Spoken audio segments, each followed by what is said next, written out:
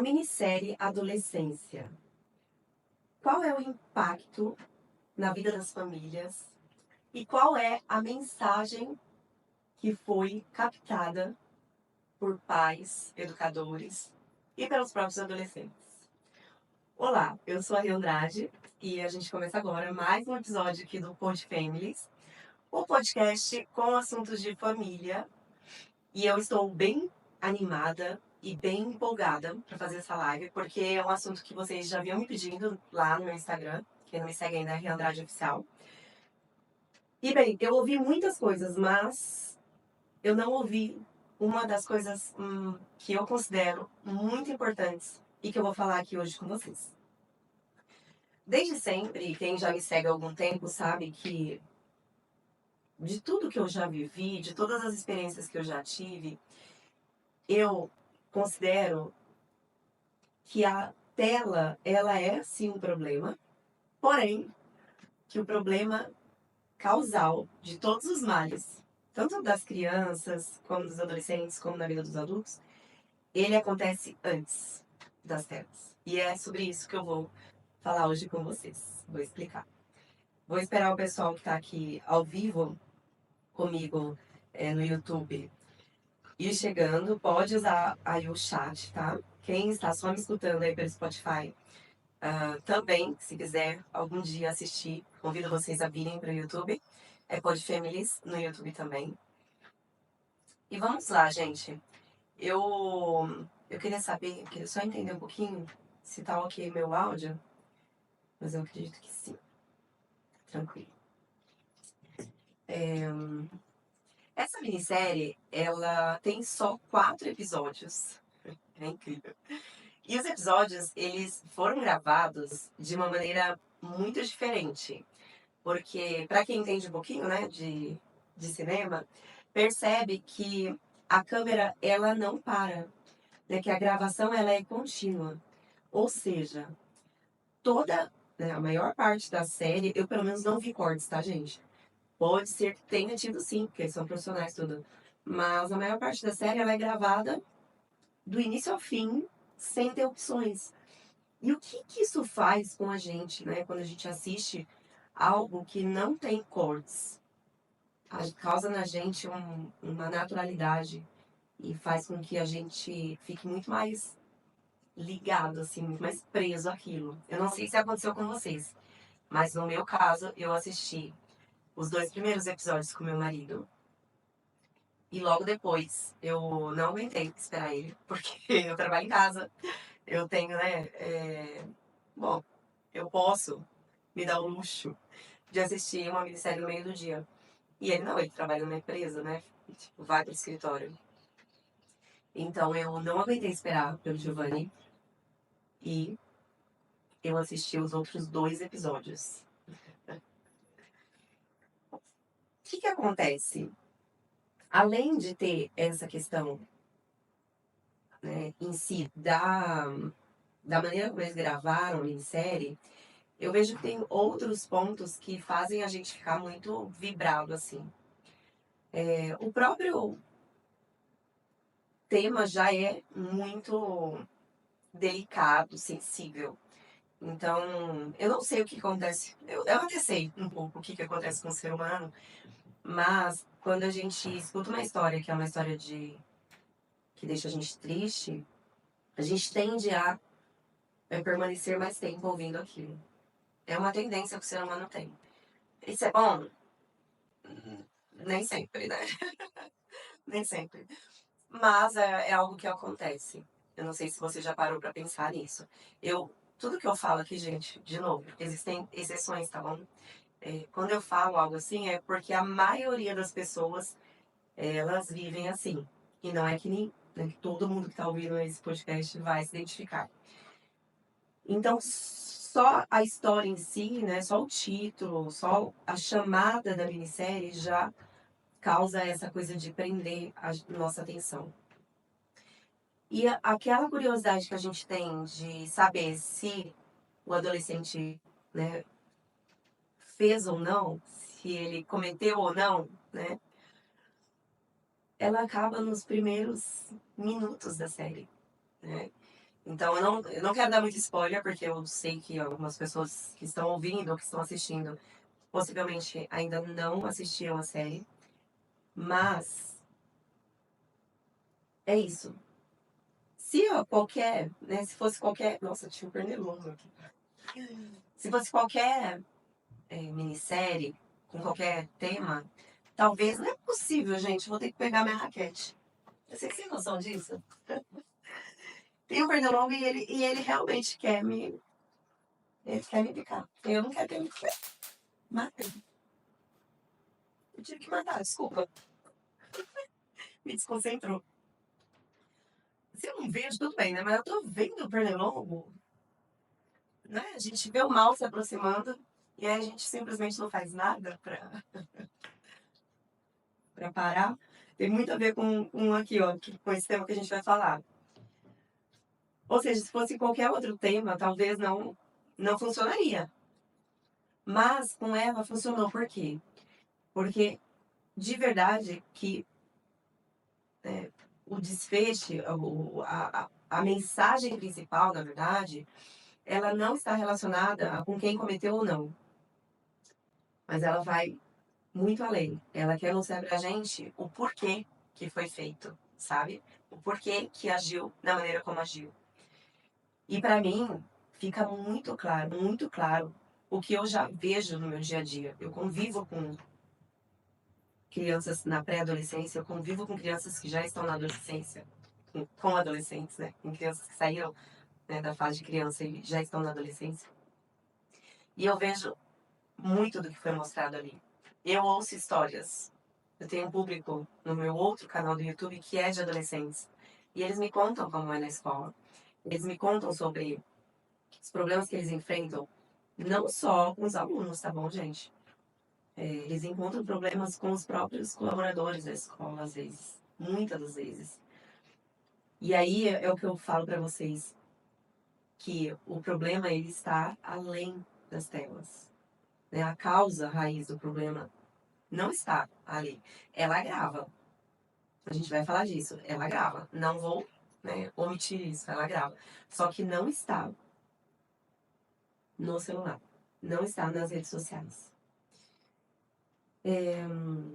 Algo que me chamou bastante atenção foi a questão do pai. Não em, eu tô tentando achar as palavras para eu não dar tanto spoilers. Mas do pai ficar tão confuso, sabe? Quando ele descobre o que aconteceu. Isso me chamou muita atenção, assim, e eu digo para vocês que é algo que me preocupa muito. Primeiro, como mãe, aqui dentro da minha casa, tenho dois filhos, tenho a Lara de 9 anos, logo entrando na pré-adolescência, e tenho o Liam, que vai fazer 4 anos. E é isso.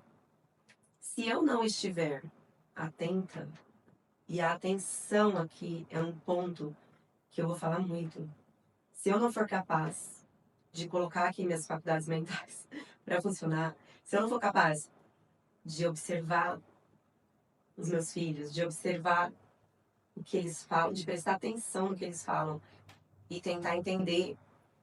E há muitas das vezes de captar uma mensagem sem que eles nem falem, porque chega na fase da adolescência eles não conversam mesmo, eu vou falhar como mãe. Essa é a minha preocupação. Não é possível, não é possível, não é possível, vou repetir 3 vezes, educar uma criança sem antes se educar. Não é possível fazer a criança pensar sem antes aprender a pensar. Não é possível fazer uma criança refletir sobre a vida, sobre o que ela deve fazer ou não, se eu antes não aprender a fazer. E se o celular faz mal para uma criança e para um adolescente, ele faz mal também para um adulto. Ele impede todo mundo de ficar atento, de pensar, de raciocinar, de refletir, de recordar, de sentir gratidão. Ele impede. Ele impede porque ele engole tudo de bom que existe no ser. Porque ele pega, né, ele rouba, vou colocar assim, uma palavra bem forte, ele rouba do ser humano aquilo que ele tem de mais precioso, que é a atenção dele. E, ai, gente, dá um desespero em pensar, sabe, que os meus filhos estão crescendo e que se eu não agir, se eu não for firme, se eu não for a mãe chata, sim, coisas ruins podem acontecer. Não dá mais para olhar para minha família e pensar, tá tudo bem. Minha mãe criou 4 filhos, não tinha conhecimento nenhum, e nós todos somos trabalhadores, temos, né, estamos vivos, constituímos uma família. Não dá mais. O mundo evoluiu, a gente vive numa outra era. A gente tem a tecnologia, a gente tem essas crianças que estão nascendo agora, o meu filho, o seu filho, que nasceu com o celular na mão. Eles já tinham disponível para eles o celular, o tablet, a TV.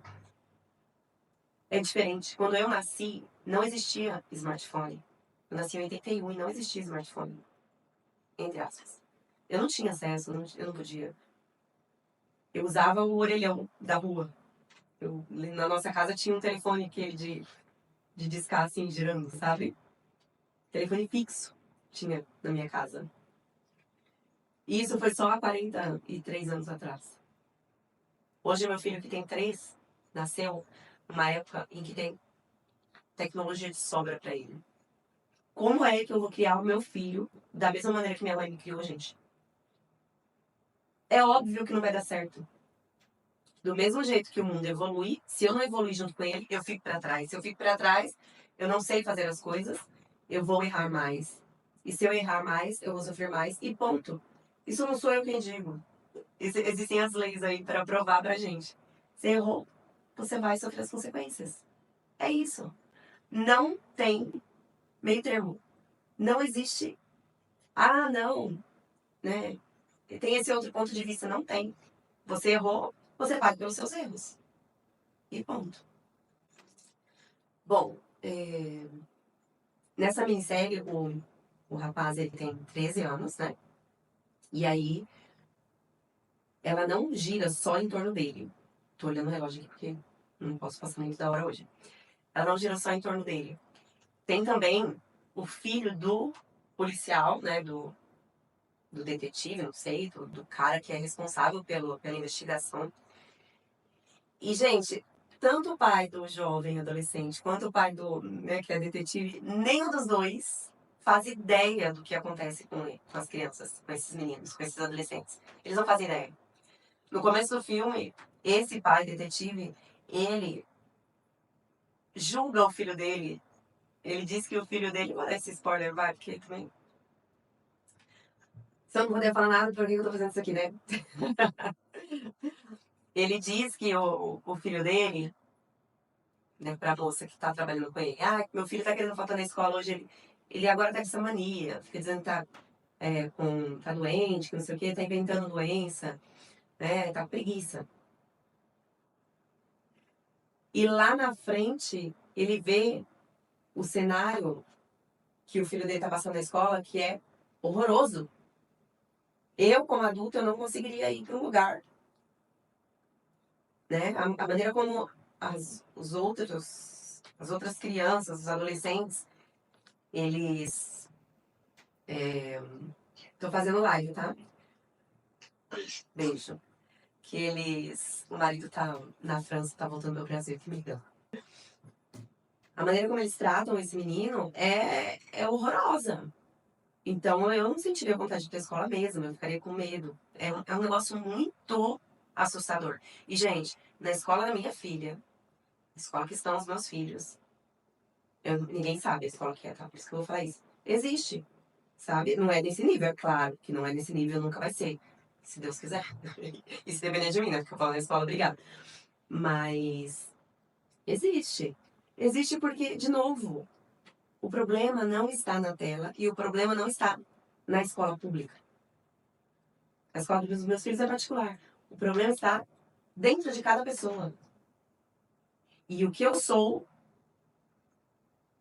é o que eu ensino para os meus filhos serem. E o que eu não sou, o que eu não sei, é o que eu vou ser capaz de ensinar para os meus filhos. Então, se eu não for capaz de ensinar para eles o que é correto e o que não é, eles vão fazer coisas que não são corretas porque eles não sabem que não é. Eles não sabem, eles não fazem noção de que não é.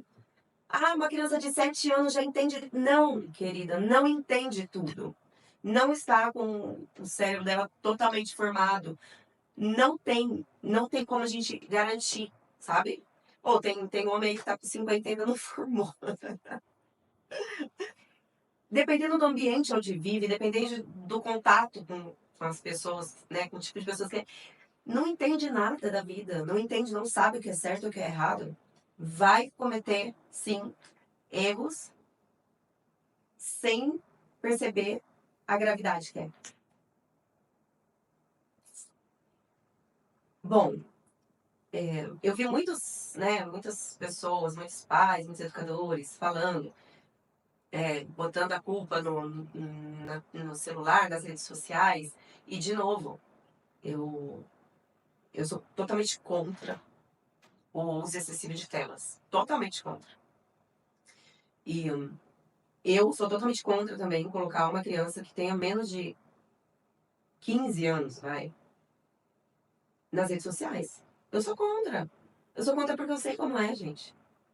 Nenhuma rede social tem segurança para livrar os nossos filhos do mar de violência, de coisas que eu nem quero falar. Pornografia, tanta coisa. Nenhuma rede social te garante essa segurança. Muito pelo contrário, as redes sociais elas têm uma cláusula, elas têm na política delas, está dizendo. Eu acho que, por exemplo, Instagram só pode maior de 14, alguma coisa assim. Não pode. Se a rede social está dizendo que não pode, por que você deixa seu filho? Ô, gente, vocês acham que a rede social ela ia querer perder o seu filho? Ela ia colocar uma política lá para perder seu filho? Se ela achasse que tava tudo bem? E está dizendo que não pode é porque lá dentro tem coisas que vão fazer mal. E a minha missão como mãe é proteger o meu filho do mal. Como que eu faço isso? A questão das imagens, né? Toda imagem que meu filho vê vai causar algo dentro dele. Então é por isso que eu, como mãe, preciso escolher bem as imagens que eu vou apresentar para os meus filhos. Uma criança de 9 anos vê imagens que uma criança de 9 anos pode ver. E não vão ser das mesmas imagens que uma criança de 4, tô falando dos meus filhos, pode ver. E as imagens que eu tô falando, elas não são só as imagens que a gente mostra na TV e no celular. Eu tô falando das imagens que eles veem no dia a dia. Essas imagens, sabe? Do pai e da mãe dentro de casa, como que se tratam, como que se comportam, como que convivem. Isso define sim o caráter dos nossos filhos. Doe em você ou não. E ponto. Você é exemplo. A primeira coisa que eles veem é o exemplo da mãe e do pai. Eles aprendem olhando pra gente. Eles aprendem olhando pra gente. Ponto. Eles não aprendem, porque você está falando. Você fala pra ele, sai do celular. Para com essa coisa de tic-tac. De TikTok. E tá você lá o dia inteiro, a noite inteira, com o celular na mão, já tá com problema na coluna, problema nos dedos, problema de vista, problema de tudo, problema psicológico, precisando ser tratada também no psicólogo, tudo. Não larga o celular. E aí vira pro filho e fala, ai, você tem que largar, você não pode ficar. Aí o filho vira e fala, mas você também tá, mas eu sou adulta, eu posso. Não, não pode. Não pode. Desculpa, não pode. Se você quer que o seu filho aprenda o que é certo e errado para a vida dele, você tem que ser sincero com você mesmo. Se não é bom para a vida dele, não é bom para a sua também. Não é. Não é. De novo, não é.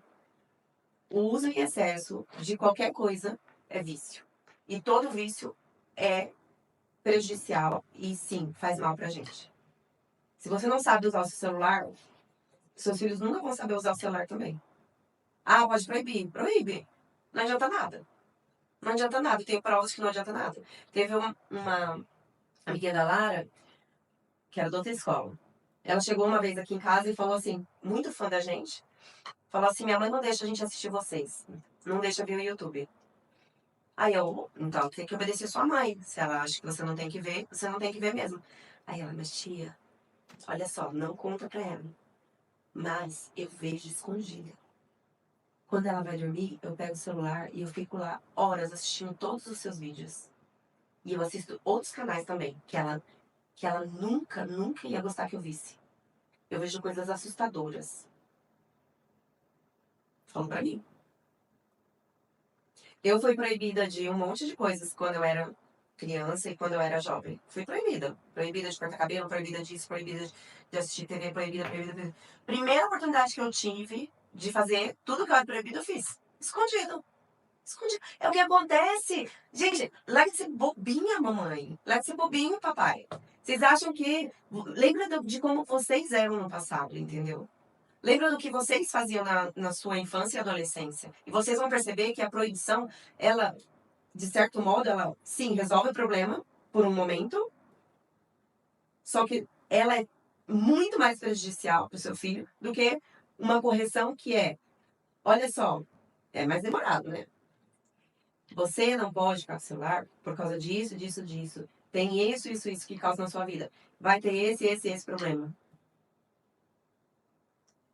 É difícil educar os filhos. Não é uma tarefa fácil. Não é uma tarefa fácil, nunca vai ser. E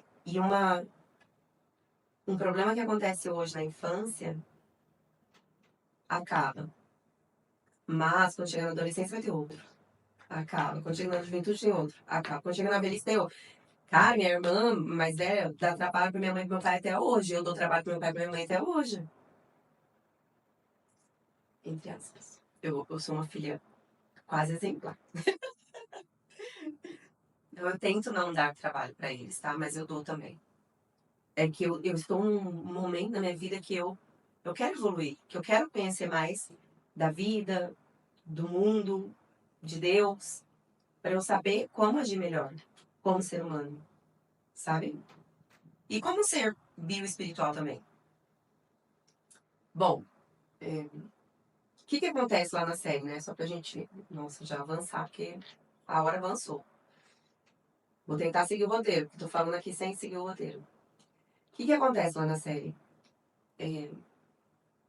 Depois desses 2 primeiros episódios, né? Onde o pai tem o choque da realidade lá, mostra um pouco de como é a família, uma família, nossa, uma família muito bonita.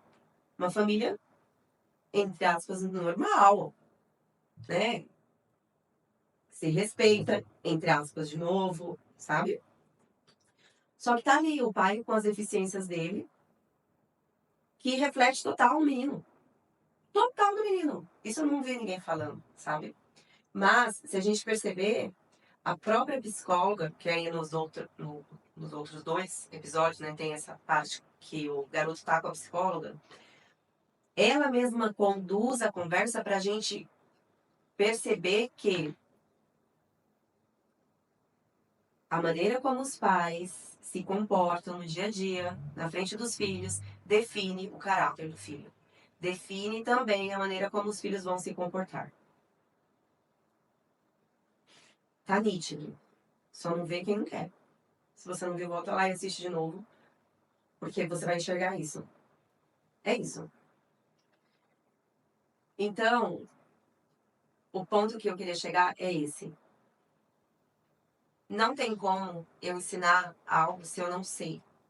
Não tem como eu ser uma boa mãe se eu não sou um exemplo pro meu filho, pra minha filha. Não tem como. Eu vou ser uma mãe. Uma mãe. Porque assim, só de ser mãe já é. Nossa. Gente, eu sei, tá? Não tô dizendo que. Nossa senhora, não tô aqui pra colocar cinta, né? Tipo, colher de pau em ninguém, não. E ao mesmo tempo estou. Mas eu sei que é muito difícil ser mãe. É muito difícil. Muito difícil. Uau. Porque eu tenho os meus problemas, né? Eu vivo tantas coisas internamente, externamente. Tenho os meus problemas aí, né? Hormonais. Tenho as minhas inseguranças. tenho os meus problemas conjugais, tenho os meus problemas com os meus pais, tenho os meus problemas, né, com a escola, tenho os meus problemas comigo mesmo, tenho os meus problemas com o meu trabalho, aí tem o meu físico, sabe? A gente, como mãe que tá aí na faixa entre 35 e 45 anos, a gente passa por um monte de coisas no físico e no psicológico também. Então, só aí já é uma barreirona para a gente poder encontrar as ferramentas e os conhecimentos certos para educar os nossos filhos. Porque a gente primeiro tem que se cuidar. Esse é o ponto. Primeiro eu me cuido. Primeiro eu aprendo. Para depois eu cuidar do meu filho, para depois eu ensinar para ele. Ou, se não tem jeito, né? Se já tem o filho, tem que fazer as duas coisas caminharem juntas. Mas não dá só para ficar tentando, na tentativa e erro de educar o filho. Ah, eu vou tentar isso porque alguém tentou. Ou vou tentar isso porque é o que eu tô sentindo. Não, não.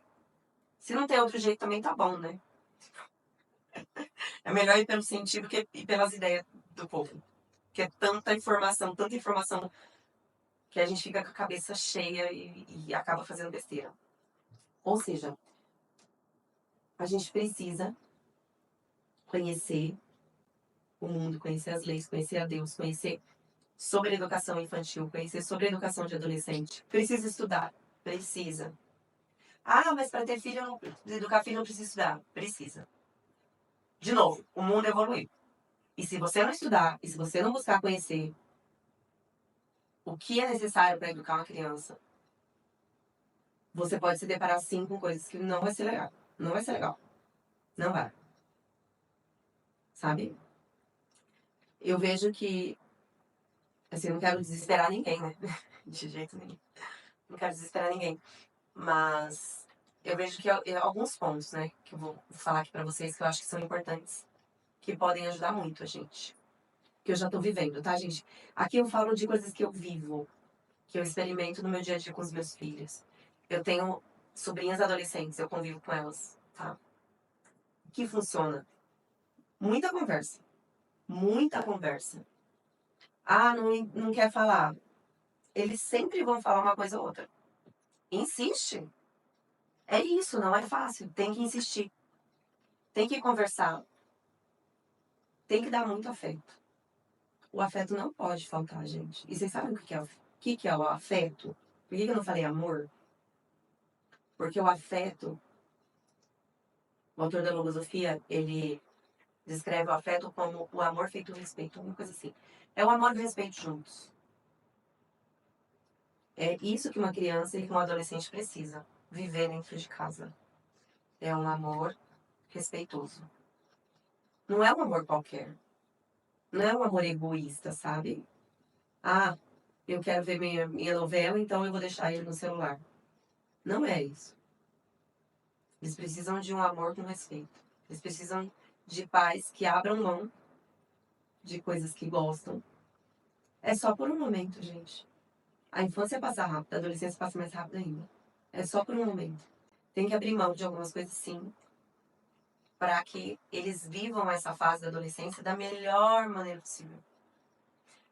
Não vai ser uma fase, ai que bonito, que, né, que eles vão passar tranquilo. Não, não, isso não vai ser. Depois a gente pode até fazer uma outra live, porque já avançou o horário, para falar um pouco mais do que é a adolescência, né? Do que eu venho aprendendo sobre a adolescência.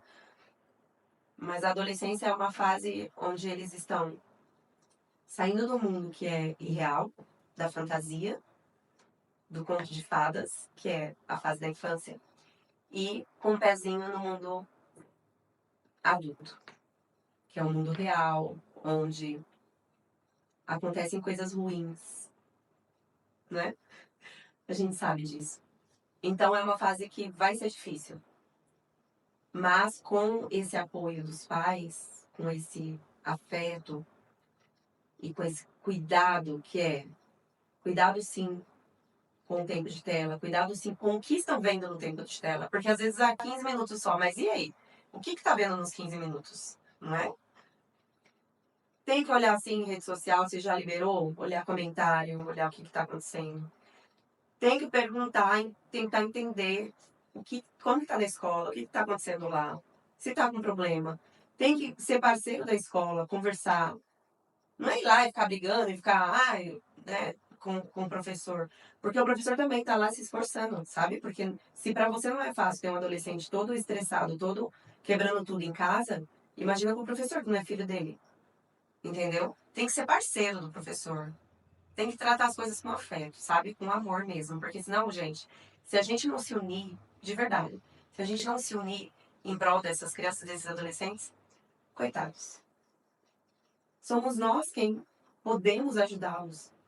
Não existem outras pessoas nesse mundo que podem. A gente tem que se unir com a escola, tem que ser parceiro, amigo da escola. A mãe é amiga da escola. E não tô dizendo que é aceitar as coisas, não. É ser firme, mas ao mesmo tempo respeitoso. Eu entendo o seu lado, professor, eu entendo o seu lado, coordenadora. Mas meu filho tá precisando disso, minha filha tá precisando disso. Como que a gente pode resolver? Ai, a gente ficaria aqui mais um tempão falando sobre esse assunto. Um tempão. Mas eu não posso. Se você tá no YouTube, dá aquele like, se inscreve aqui já no canal, que é um canal só do podcast. Se você tá ouvindo a gente pelo Spotify, clica aí pra seguir. Se vocês acharam legal essa live e lembrarem de algum pai, de alguma mãe, que vocês acham que vai ser bacana eles ouvirem também, compartilha que ajuda demais a gente. Uma semana sou eu quem conduz a live, faço sozinha. E na outra semana tem sempre um convidado aqui comigo. A gente tem um episódio de Pod Family por semana, tá bom? Todas as sextas-feiras. Eu espero que vocês estejam bem. Espero que vocês fiquem bem. Espero que os filhos de vocês fiquem muito bem. E eu tenho certeza que o mundo vai melhorar. Eu tenho certeza que a gente vai conseguir fazer com que eles vivam, sabe? Num mundo bem diferente desse que a gente vive. E que coisas como essa da minissérie vão ser raras, ou, sabe? Bem raras. Um beijo grande no coração de vocês. E a gente se vê aqui no próximo episódio de Pod Fêmeas. Tchau, tchau, gente.